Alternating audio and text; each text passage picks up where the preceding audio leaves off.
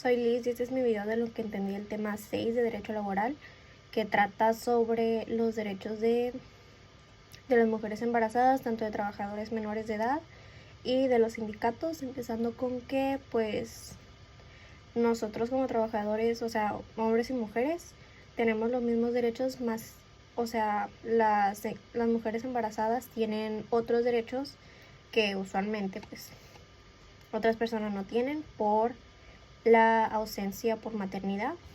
Por ejemplo, no pueden estar expuestos en ambientes peligrosos. Se le considera ambiente peligroso cualquier cosa que afecte a la salud, ya sea mental o física.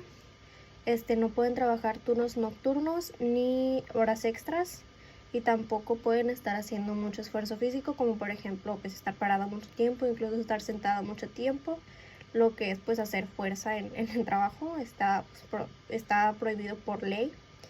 Y el beneficio de ausencia de maternidad es de 12 semanas, se puede repartir de 6 semanas antes del parto y 6 semanas después del parto, o pues mover las semanas, como por ejemplo trabajar 2 semanas antes del parto y 8 semanas después del parto. Y si por alguna razón se extiende el tiempo de ausencia de maternidad, la embarazada tendrá derecho a su sueldo a la mitad de su sueldo. Mientras esté en el tiempo debido de la ausencia de maternidad, sí tiene derecho a su sueldo completo. Los derechos de los menores, los de 15 a 18 años se necesita una certificación médica para trabajar y no pueden trabajar después de las 10, tampoco pueden trabajar horas extra, no pueden trabajar donde se venda alcohol, ni donde estén expuestos a peligro, por ejemplo en minas. No pueden trabajar donde estén expuestos ya sea a radiación, a químicos peligrosos.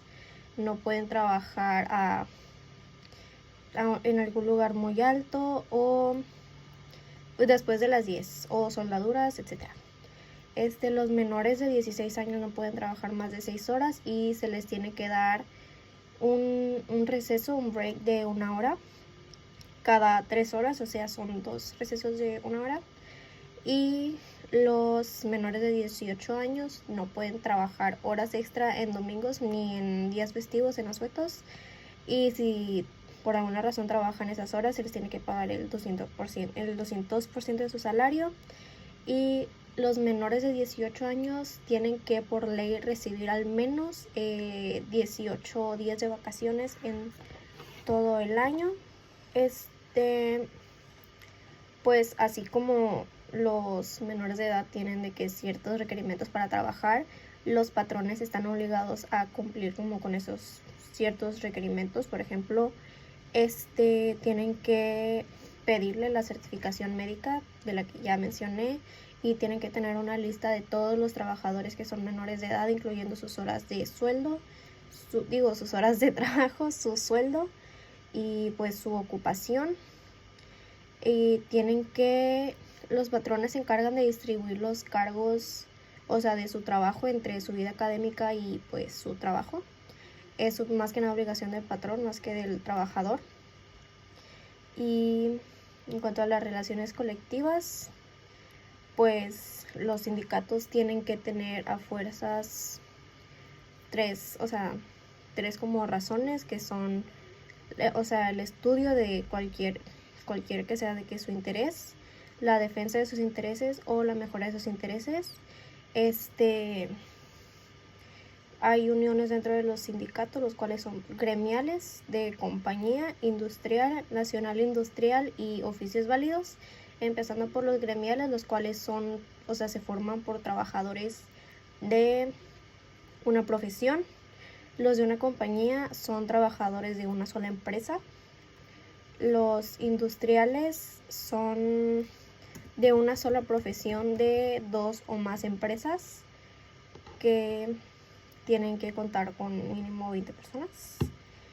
Y nacional industrial, que es básicamente la industrial pero en más estados, o sea, trabajadores de la misma profesión pero en distintas en 2 o más empresas y pues en distintos estados también.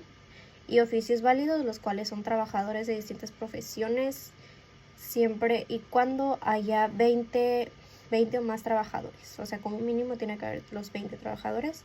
Y pues hay también los sindicatos de patrones, los cuales son formados por 2 o más industrias o una o más industrias, pero en distinto. Por último, un registro sindical puede ser negado cuando no tengan un objetivo claro. Los sindicatos siempre tienen que tener un objetivo claro. Cuando no tienen el número mínimo de afiliados dentro del sindicato.